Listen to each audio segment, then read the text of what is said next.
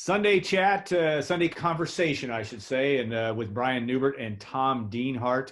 I'm Alan Karpick of goldenblack.com and want to thank our sponsors, Purdue Federal Credit Union, Follett's Purdue West, or Follett's Purdue Bookstores, I should say, East End Grill, 6th Street Dive, two restaurants in the Lafayette area that are open for business and obviously for carry out as well. First Source Bank, Charters Team Remax Ability Plus, and as Brian has done, knows it like the back of his hand, we've got great friends in the restaurant business that have been great supporters of ours, Arnie's, Bruno's, obviously Arnie's around the state of Indiana, Indianapolis on down, but also Whitaker Inn, a new sponsor, has been great to us. And if you're in Lafayette, you can get a good carry-out meal there. Smee's Place in the north side of Indianapolis.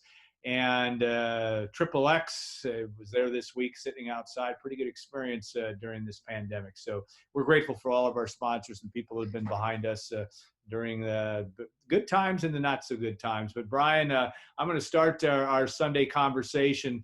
Obviously, everybody's talking about Thursday's announcement in the Big Ten, deciding to go to a 10-game schedule. And you guys hit it pretty well in your podcast that aired on Thursday night, and people can listen to. But I thought, did it surprise you at all on the timing of it? In the Big Ten, kind of was the first to pull the trigger in this deal. Well, I think that they've probably been talking about this for quite some time. You know, the Big Ten is one of those conferences that's often at the forefront of a lot of these things. You know, the Big Ten has its own infectious disease committee too. So, I mean, they've, I'm sure, taken a very, very deep look at all of this stuff. So the timing, you know, I know people will look at this and say the season's still, you know, X number of months or weeks away, and this seemed premature, but think of all of that has to go into this. You have to rearrange the schedule, right? You have to add games, I think, in everybody's case, and there's just a lot of stuff left to be ironed out. So this first shoe dropping now gets the big part out of the way, and now you have all of this other little stuff you have to figure out as to how this is going to go down. The better question being if this is going to go down. Yeah. But I do think that there's a lot left to be sorted out here, and now they're free to sort all that stuff out. You know, Tom, we don't know 100% sure. We've heard some rumblings that there might be a team or two in the Big Ten that may not play. It's possible. Anything's possible right now. We're learning that. Scheduling, logistics, and you obviously broke this story and had a source that talked about that. What was your sense with your source on the feeling about this? Do you know, do you think it's from a coach's standpoint that you know, that there might be that they're glad to know the direction forward? Are they just going to be happy? Do you think this is just to see any level of football? How do you view that? Yeah, they sort of feel powerless, honestly, Alan. They're sort of just doing what they're told. They all want to coach, obviously. My source wants to coach. They want to play football. The challenges are numerous, obviously, but I tell you what, this schedule, it's going to be fascinating, guys, to see how this schedule is cobbled together. Basically, the Big Ten is going to start from scratch here. They're going to start very shortly, very soon, trying to put together some semblance of a 2020 Big Ten football schedule, guys. Early reports from a lot of schedules, division games. Chance, I think, guys, if you talk to enough people, that it gets built as we go. I mean, maybe we only know the next game or two all year because of this pandemic and what it could do to schools, to campuses, to teams. Again, flexibility is key here, and that's what this schedule gives them, is flexibility. Yeah. You look at that, and we lost you a little bit in that transmission, but I think we got the gist of your message. Brian, if you're looking at this also, you know, obviously there's a lot of things to be figured out, and the elephant in the room is this the first step towards no football? And we don't know the answer to that just yet, but it is interesting. The spring opportunity still presents, there's still talk about that, though I have a struggle with that just because I don't know what's materially going to be different in the spring from that standpoint. How do you view that point? The part about playing in the spring, you mean? Yeah, or just the general schedule here. Yeah, well, I don't think you can play 2 football seasons in one calendar year. I think that's not workable. So I don't think rescheduling football season is something that can be done personally. In terms of the schedule, I think that you just kind of you didn't want to have a gap in your sports history for one thing, and at least having a Big Ten season. I don't know how this is going to work, like where you're spreading 10 games over X number of weeks, so you have flexibility to move games. That just I can't wrap my mind around that. Like we're going to have plans to play a game on Monday to play on Saturday, but then we're going to find out we have 15 positive cases, and then we're just going to move that game 6 weeks. That just boggles my mind because of all that goes into transporting a football team from one place to another, all the arrangements that go into playing a football game. I have a really hard time seeing a world where that sort of thing can happen. But I guess that's the world we're in now, where we all have to open our minds to really, really bizarre circumstances being put in place just to make something work. And that's the most important part of this, is that they're just trying to make it work any way they can make it work. And I think, part of this, obviously the important part of this, very few people have really talked about first and foremost, is that by containing this just to the Big Ten, you're guaranteed a universal standard of oversight and of management of the virus. And that's a pretty big deal. And I think, so in terms of like the actual schedule, I think you just want to get in whatever you can get in, however you can get it in. I think that's sort of the important part of all of this. If that was an answer to your question, to be honest with you, I didn't actually listen to your question. I was watching Tom walk through the hallway. Yeah, I know. We got that. Now he's in maybe in a better Wi-Fi situation. But you look at Tom, and you wrote a story on for Friday, and just on the need of having a equal testing, or at least similar places where all the schools are coming from similar protocols as it pertains to dealing with this virus. But man, it's going to be interesting, and I know this is way down the road. What are the are you going to have a Big Ten championship game? Are you going to have a Rose Bowl? Which I just don't see that happening. But again, Brian speaks to the historical part of that. Even the Rose Bowl happened. I think there was a year in World War II when it didn't happen, but they played it in Durham, North Carolina one year too. Yeah. So how do you put all that together and make all that work? I guess, unlike Brian, I'm not worried about if there's a historical gap at all. I think that doesn't mean one thing. I mean, we've had World Series canceled, guys. We had entire hockey seasons canceled. So if we have a football season canceled and can't crown a Big Ten champ, I think the sun will rise and we'll all be okay. And it'll be something we talk about for years. But, I don't know, Alan. It's going to be interesting to see talked about the health protocols. Brian talked about those. That was a very advantageous thing for the conference. They wanted to have that assurance that every team they're going to play this year is going to have similar health protocols. I'm like Brian. I don't see how you play spring football. First of all, who's to say we're going to have a solution by January, February, or March anyway?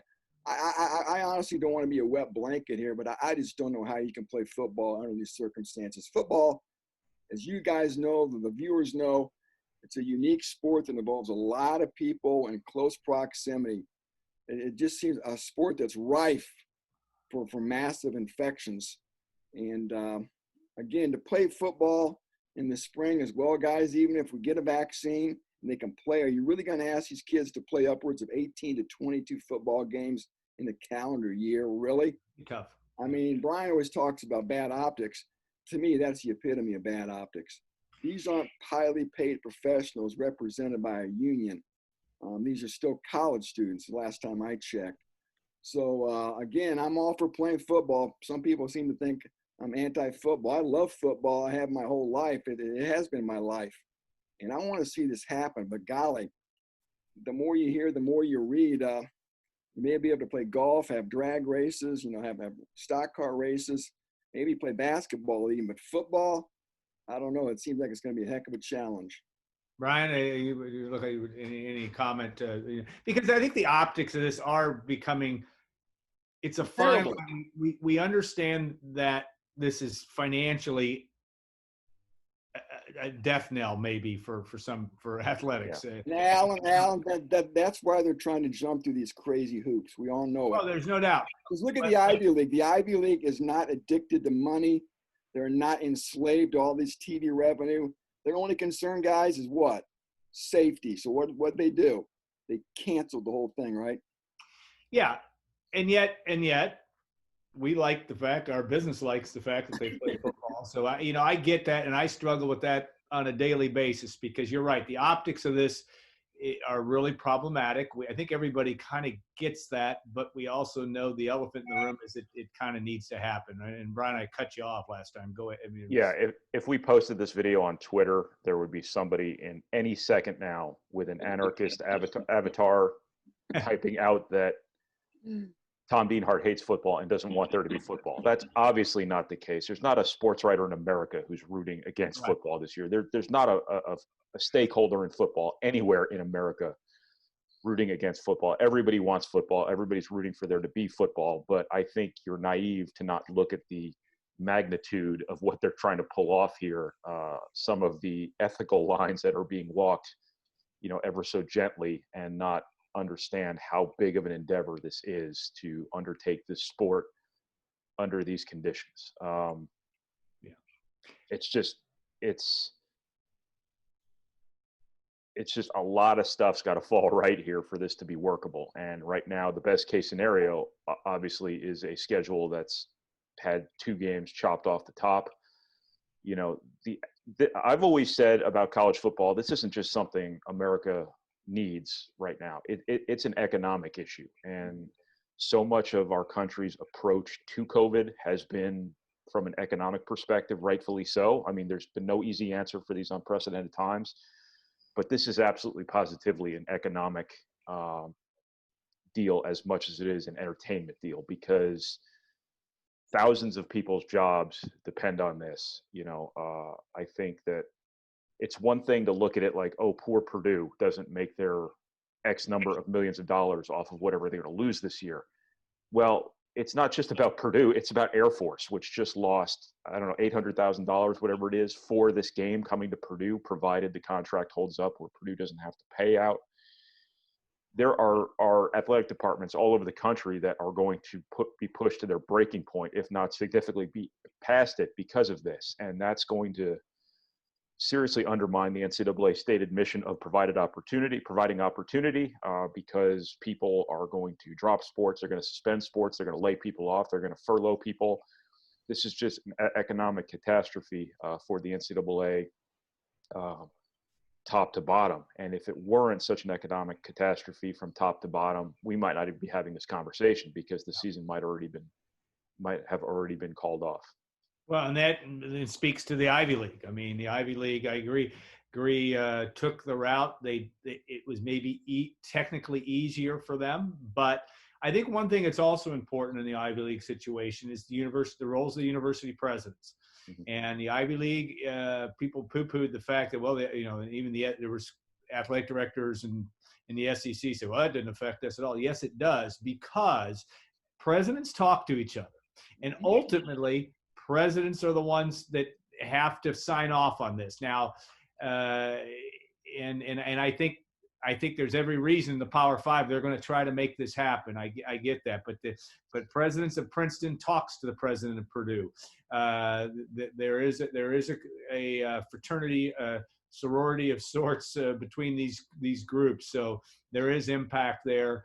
And setting that tone is important. I tended to dismiss it initially, but I do think that's a factor as well. And again, this will be an ongoing story. The economic impact, I agree with you, Brian, just very, very, very challenging. All right, I wanted to get to the role of the pandemic. We've kind of hit on this topic. Obviously, Max Christie's announcement that he was going to attend Michigan State, a basketball player, for those that don't know, that very highly rated one that Purdue was in the wheelhouse, did not get the official visit and Michigan State did may have made a huge difference. Now, Brian, I'll let you speak to this since you cover this, and by the time people watch this, we'll be covering recruiting over the weekend in Fort Wayne and in Indianapolis. But tell me about that. Yeah, I mean, I don't know ultimately had there not been a pandemic, Yeah. if Purdue would have gotten Max Christie, but they would have gotten an official visit in the spring. And, Purdue was one of those teams there that were there from day one. They were a front runner going into the pandemic, I believe. And Max Christie got one official visit in, and that was to Michigan State. And then there was a pandemic, and then there were no other visits. So obviously when a kid takes one visit and then there are no more visits, and that visit happened to be made to a blue blood program, the class of the Big Ten, on a day when they clinched a Big Ten championship, everyone else is going to be at a significant disadvantage. And again, I'm not saying if Purdue had gotten that official visit, they would have gotten the kid over Michigan State or Duke or whoever, but they would have been in a much better position in the end than they actually turned out to be. That was the one way that the pandemic has really hurt Purdue, at least in basketball recruiting. I think that Purdue is in a fortunate position this year in the sense that with the 2021 class, it's been on these guys for years. It didn't necessarily need to go watch them all summer to figure out who they want. You might make an argument that it benefits them that other people aren't watching them, but it really can hurt them in the 2022 class because you have 4 scholarships. You have to go far and wide, most likely, because the state of Indiana is not as deep as it normally is. And this was a critical summer for evaluating those guys, offering those guys, starting to build that relationship with those guys. And now Purdue's doing it off of huddle videos, off of live streams, and off of whatever groundwork they laid with those kids. So it is a really difficult deal in that sense. The no official visits thing, I think, is a little bit dulled in terms of its impact on Purdue specifically because the early official visits now where kids can take official visits during their junior year, which seems like it's been a real help to Purdue, given its results the last couple of years with the guys who've come for junior year official visits. Since those players, a lot of the players have already taken official visits to Purdue, it might work in their favor a little bit because all the people who would have gotten visits in the fall, maybe that's up in the air, whereas Purdue's already had all these players on their campus. I'm talking about last year, Ethan Morton and Jaden Ivey took junior year official visits. This past year, Caleb First did. Purdue's got him too. Harrison Ingram, Trey Kaufman, Blake Wesley, all of the guys Purdue's offered, with the exception of Max Christie, got in for junior year official visits. So I think that's a little bit of an advantage for Purdue that it's already had those guys, whereas other people haven't. But in terms of the long and the short of it from a basketball perspective, the Max Christie thing is really the one area where Purdue's really kind of taken on the chin from, the pandemic's effect on recruiting. Tom, you get a chance to talk to coaches of kids that have committed to Purdue and obviously followed football for your professional life. How do you look at this, the role, when you've talked to coaches about kids that have committed to Purdue? How does this shake out from your perspective? Well, I think, having talked to Brian and others who are really up to this recruiting stuff waist deep, I mean, given the circumstances and the tenor of the times, commitments have been made verbally by a class of 2021 kids. Purdue has roughly 8 to 10 guys right now. Some guys commit without visiting, right? Some guys have committed without maybe really doing their due diligence, maybe without really kicking the tires of other programs. So I think a lot of people wonder maybe how solid a lot of these verbal commitments are for high school seniors to be. And could we subsequently here see a lot of flipping, a lot of decommitments, a lot of changing of commitments between now and I'm guessing they're still going to have the December signing period. So I think that's going to be a fascinating storyline to watch. And maybe Brian can talk about this. I'm sure he's written about it and I read it. Maybe I don't remember it, but we're still going to have those same signing periods for basketball in November, football in December and February. And when do you think maybe we can actually see kids take official visits again? I mean, right now, the entire recruiting calendar is shut down, I believe, right? Yeah. It remains that way through basically the end of the summer.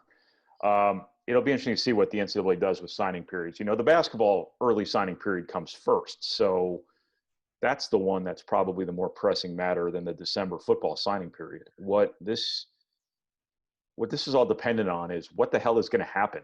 Like, are there going to be visits during the season? Yeah. We have no idea. Is there going to be high school football in every state this season? Is there going to be something for coaches to watch? We have no idea. But in terms of the basketball signing periods, I don't see any reason why you can't just leave the November signing period for the kids who are already committed, who just want to get it over with. But what this should do is remove the stigma, if there's any stigma at all, for the kids who just want to wait until the spring anyway, so that they might have a chance to take visits. Who knows if that's even possible? We have no idea. But in terms of the December football signing period, the same forces are at play, whereas players can't take visits, but schools can still accept commitments.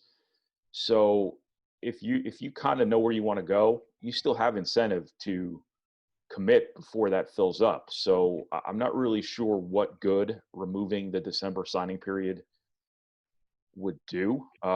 I don't know what the answer is, because again, there's no guarantee that everybody can make visits in December and January. That might be the last point in time where kids might be able to take visits because of the anticipated problems with flu season.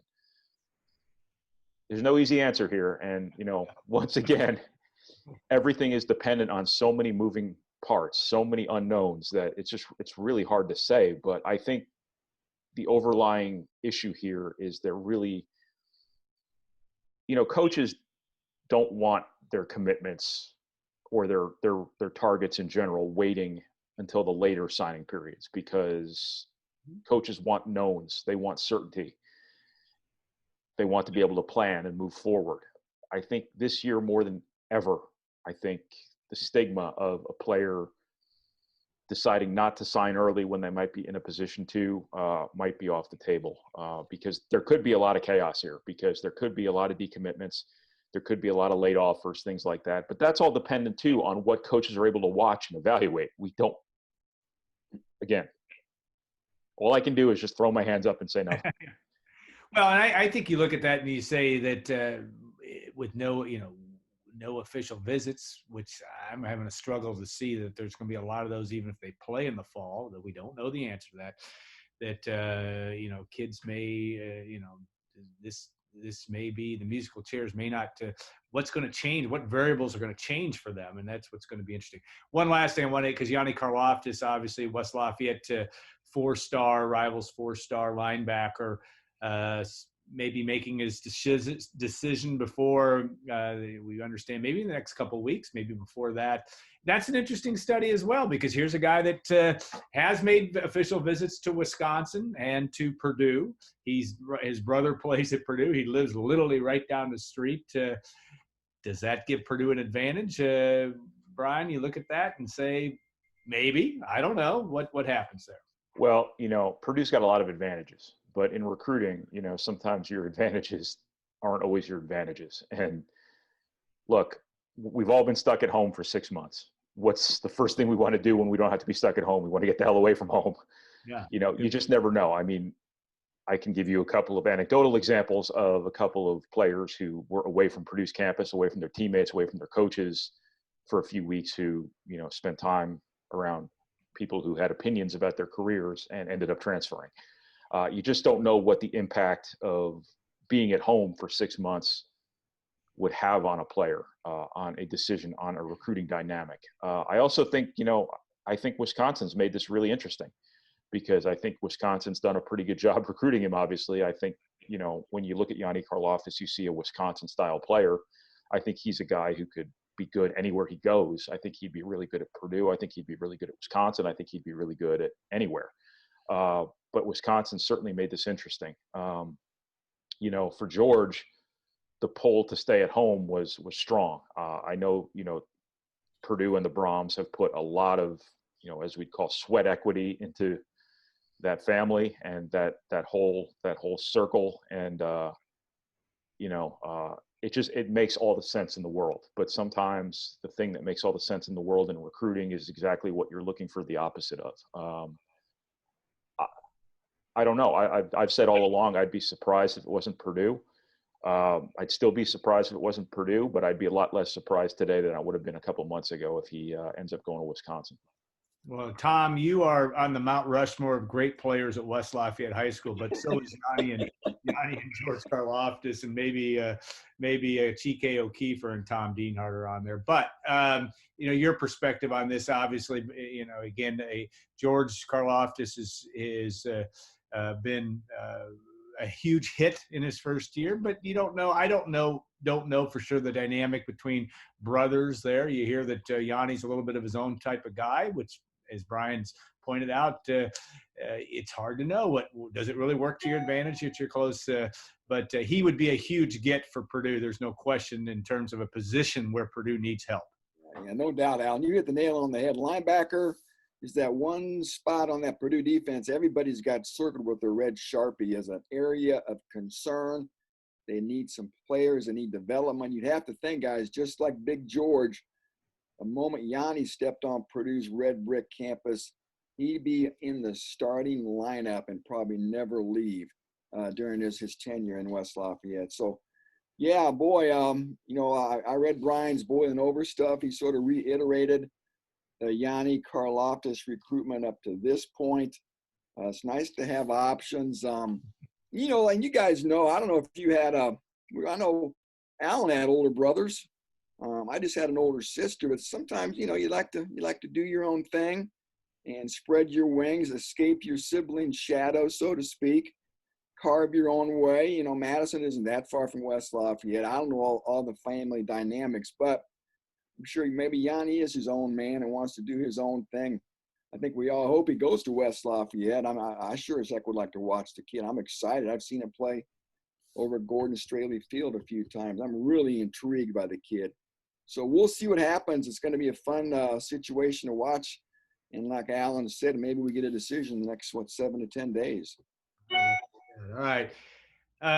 Parting shots real quick in 30 seconds or less. What Brian, I know you've covered recruiting over the weekend by the time this airs, but what's next for you on the site next week? Yeah, I'm going to 3 different AU tournaments this weekend. So we'll have a lot of basketball recruiting stuff on the site next week, video, reports, so on and so forth.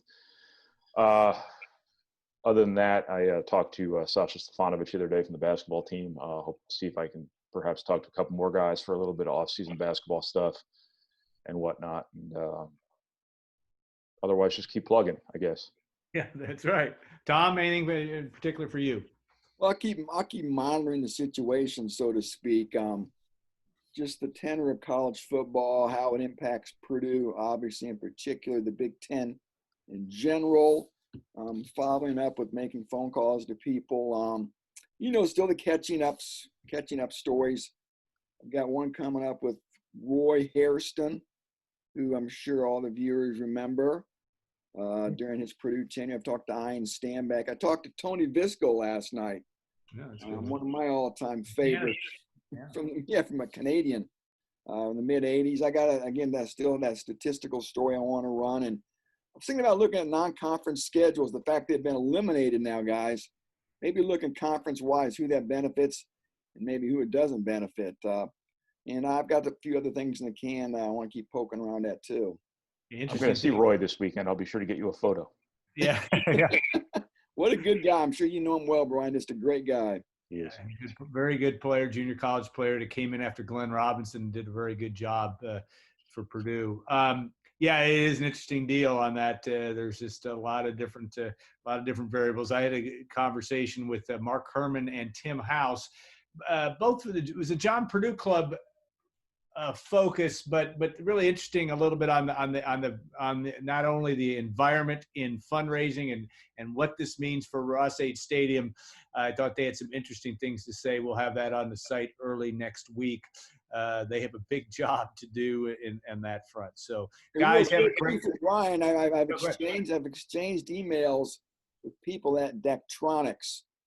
I'm waiting to hear back. I want to try to get something on this new giant scoreboard that everybody's seen on social media, I'm sure. And boy, what what a beautiful, huge edifice that thing is at that as an anchor in the south end zone of Ross 8 Stadium now. I'm gonna have to run over there and take a picture of it. It's been on some, but I haven't seen it yet. The clarity is supposed to be unbelievable, and I know that the shadow it casts literally casts a shadow on our office here about 1.5 miles north, and it's hilarious, hilariously big. So, all right, guys, have a great rest of the weekend. Thank you, and I want to thank our sponsors, and of course, that's Purdue Federal Credit Union.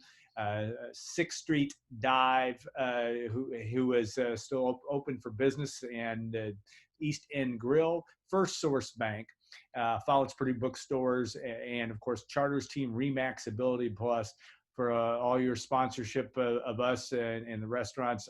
Every small business, and we have many of them that have sponsored us. Great time to continue to support them as well.